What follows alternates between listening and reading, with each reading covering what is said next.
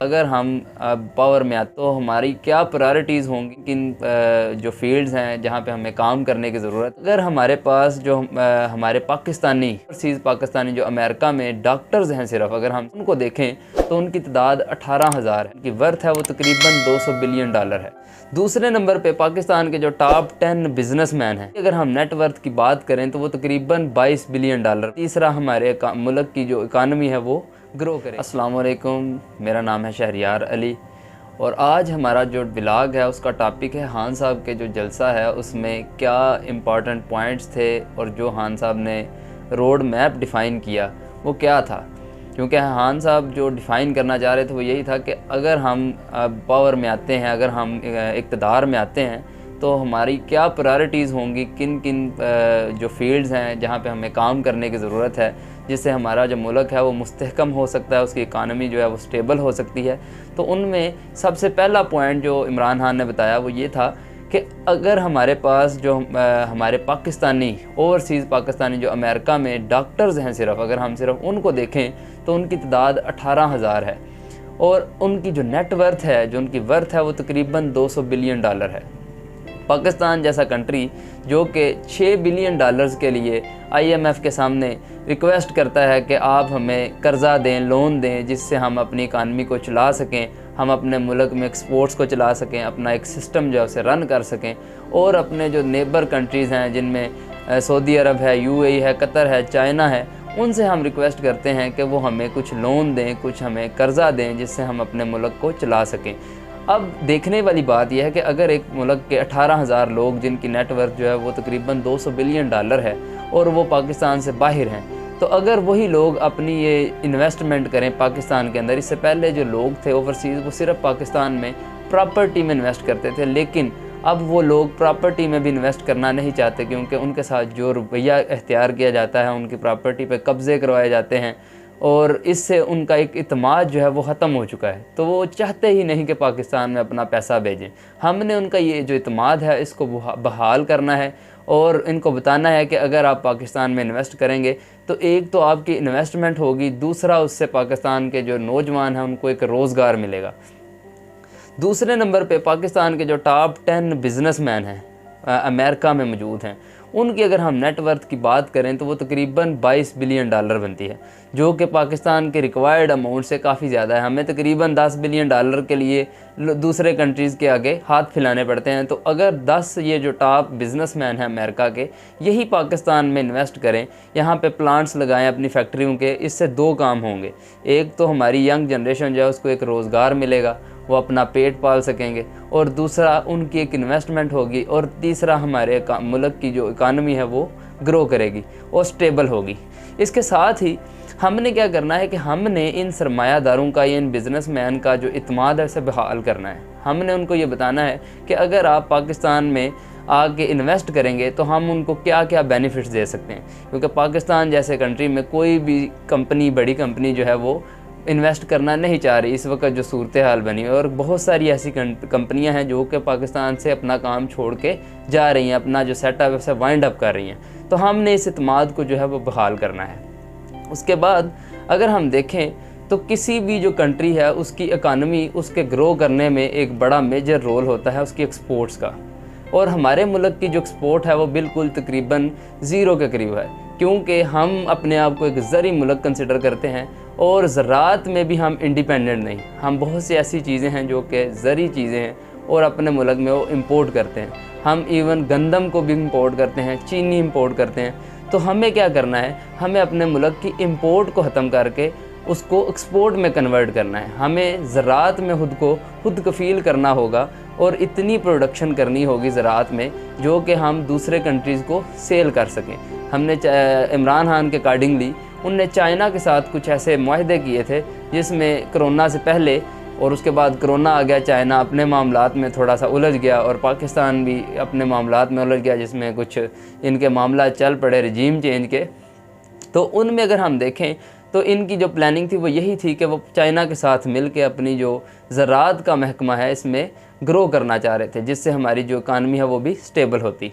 उसके बाद अगर हम देखें तो इंडिया जो हमारा एक हमसाया मुल्क है, वो सिर्फ आईटी में, अपने मुल्क में जो आईटी की एक्सपोर्ट है, उनकी जो आईटी सर्विसेज की एक्सपोर्ट है, उससे हर साल तकरीबन 140 बिलियन डॉलर इंडिया में लेके आ रहे हैं उनकी यंग जनरेशन।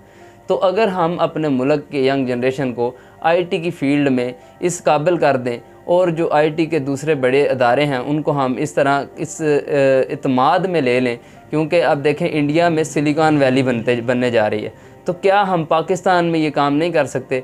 हम पाकिस्तान में ये काम करेंगे तो तभी हमारी जो यंग जनरेशन है उनको एक मुस्तकबिल नज़र आएगा, एक फ्यूचर नज़र आएगा, और वो यहाँ पे स्टेबल होकर काम कर सकेंगे। उसके बाद इमरान खान का कहना था कि जब वो लास्ट टाइम गवर्नमेंट में आए, जो उनकी 3.5 साल की हुकूमत थी, उसमें उन्होंने कोरोना का भी सामना किया और बहुत सारे क्राइसिस का भी सामना किया, लेकिन फिर भी पाकिस्तान में बहुत ज़्यादा टूरिज़म को फ़रोग मिला। लेकिन जैसे ही ये जो पीडीएम की गवर्नमेंट थी या जो दूसरी गवर्नमेंट्स हैं, इससे पहले कभी किसी को ये ख्याल नहीं आया कि हम टूरिज़म को भी प्रमोट करें, क्योंकि टूरिज़म किसी भी कंट्री का एक बहुत बड़ा एक रेवेन्यू में एक बड़ा कंट्रीब्यूशन करता है।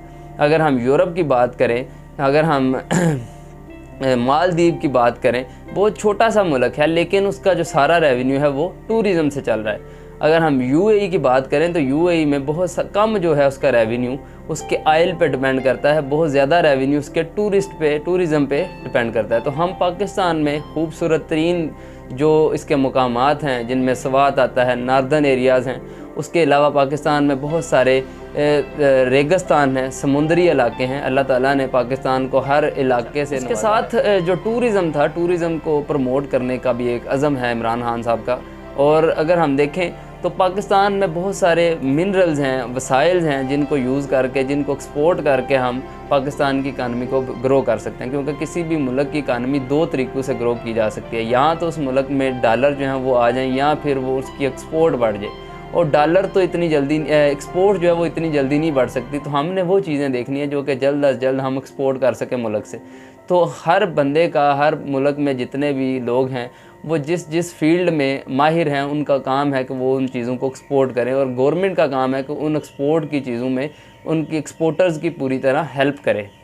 उसके बाद इंडस्ट्रीज़ हैं। इमरान खान साहब का ये भी एक कहना था कि हम बहुत ज़्यादा इंडस्ट्रीज़ पे फोकस करेंगे, कि हमारी जो मुल्क की स्मॉल इंडस्ट्री है, मीडियम इंडस्ट्री है, जो कि छोटे लेवल की इंडस्ट्रीज़ हैं, जिससे एक मिडिल क्लास तबका जो है वो काफ़ी फैमिलियों के जो उनका घर है वो चलेगा। तो इन इंडस्ट्रियों पे हम काम करेंगे, और हम अपनी यंग जनरेशन को लोन देंगे, जिससे वो अपने बिजनेसेस जो हैं वो रन कर सकेंगे, उनको स्टैब्लिश कर सकेंगे, और एक टाइम आएगा कि हमारा मुल्क जो है वो एक डेवलप कंट्री बन जाएगा। फिर अगर हम देखें तो बहुत सारे ऐसे अदारे हैं जो कि मुल्क के लिए मुसलसल हसारे का जो है वो वजह बनते जा रहे हैं। उनमें एक बहुत बड़ा अदारा है जिसे PIA कहते हैं, पाकिस्तान इंटरनेशनल एयरलाइन। और उसमें क्या है कि वो हर साल तकरीबन 90 बिलियन रुपए का हसारा करता है, जिसका मुल्क को बोझ है, मुल्क के जो रिज़र्व्स हैं उनमें बोझ है। देखें, जब गवर्नमेंट गई इमरान खान की, तो उस वक़्त पाकिस्तान के रिज़र्व तकरीबन जो 22 बिलियन डॉलर थे, और एक साल के अंदर ये रिज़र्व जो है वो तकरीबन 3 से 4 बिलियन डॉलर रह गए। और उसके बाद हमें IMF की बहुत सारी शर्तें मान के उनसे लोन लेना पड़ा, और फिर हमने अपनी इकानमी को दोबारा किसी एक मुकाम पे खड़ा किया। लेकिन उसके बाद जो नेक्स्ट काम है वो है टैक्स। पाकिस्तान का बहुत बड़ा तबका जो है वो टैक्स नहीं देता। इमरान खान के अकॉर्डिंगली उनका ये कहना था, लास्ट टाइम जो रात को जलसा हुआ उसमें उनका ये कहना था कि पाकिस्तान में तकरीबन 25 लाख लोग हैं, पूरी 22 करोड़ आबादी में से तकरीबन 25 लाख लोग हैं जो कि टैक्स पे कर रहे हैं। लेकिन जो डेटाबेस का रिकॉर्ड है उसके अकॉर्डिंगली 4 करोड़ लोगों का टैक्स जो पे करना बनता है, जो कि अहल हैं टैक्स पे करने के, लेकिन वो 4 करोड़ लोग फ़ाइलों की हेरा फेरी से जो अपने टैक्स हैं उनको माफ़ कर लेते हैं या चोरी कर लेते हैं, जो कि मुल्क के लिए बहुत बड़ा एक बोझ है। उसके साथ ही अगर हम देखें तो मनी लॉन्ड्रिंग, तो मुल्क के जो हमारे पॉलिटिशियंस हैं या जो अमीर तबका है, वो बहुत सारे तरीक़ों से मुल्क का जो पैसा है उसे बाहर ट्रांसफ़र कर रहे हैं और बाहर के मुल्कों में अपने रिज़र्व्स बना रहे हैं। बहुत एक पिछले कुछ सालों में तकरीबन 10 बिलियन डॉलर की जो प्रॉपर्टी है वो पाकिस्तानियों ने UAE में खरीदी है। सिर्फ़ एक UAE में $10 बिलियन की जो प्रॉपर्टी है वो ख़रीदी गई पाकिस्तानी लोगों की तरफ से।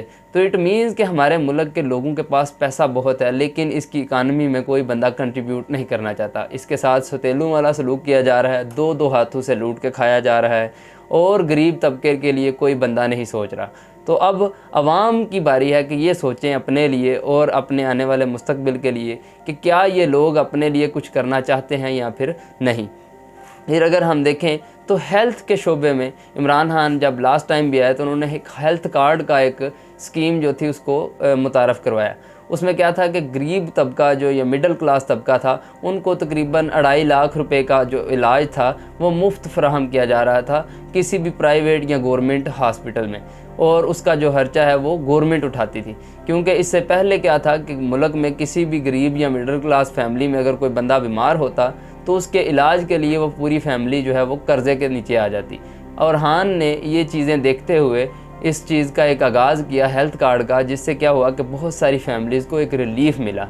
उसके साथ ही इमरान खान ने एक हाउसिंग स्कीम जो है वो लॉन्च करनी है, जिसमें हाउस फाइनेंसिंग जो है वो की जाएगी। जो कि मिडिल क्लास तबका एक रेंट पे करता है पर मंथ, उसी को एक किस्त के तौर पे उनसे लिया जाएगा और एक ख़ास मुद्दत के बाद वो घर जिसमें वो रह रहे होंगे वो घर उनके नाम ट्रांसफ़र हो जाएगा। और ये एक बहुत बड़ा इनिशिएटिव है इमरान खान की तरफ से, जिससे बहुत से लोगों को उनके घरों की छत मिल जाएगी। क्योंकि एक मिडिल क्लास फैमिली के लिए जो बहुत क्योंकि फैमिलीज़ हैं उनके लिए एक हाउस फाइनेंसिंग जो है वो एक लॉन्च किया जा रहा है, जिसमें वो जो पर मंथ रेंट पे करते हैं किसी भी जगह रहने का, तो उसमें क्या होगा कि उनको एक जगह एक बिल्डिंग में एक मकान दिया जाएगा, एक फ़्लैट दिया जाएगा, जिसका वो हर मंथ एक किस्त देंगे और एक ख़ास मुद्दत के बाद वो जो फ्लैट होगा या वो जो घर होगा वो उनके नाम पे ट्रांसफ़र हो जाएगा। तो ये एक बहुत बड़ा इनिशिएटिव है इमरान खान की तरफ से, जो कि क्या है कि मिडिल क्लास लोगों का एक ख्वाब होता है कि उनके घर की अपनी छत हो और जिसमें वो रह रहे हों वो उनका अपना ज़ाती घर हो, और वो सारी ज़िंदगी स्ट्रगल करते हैं, वो सारी ज़िंदगी गुजारते हैं इसी उम्मीद के साथ कि एक टाइम आएगा कि हम भी अपने घर में रह सकेंगे।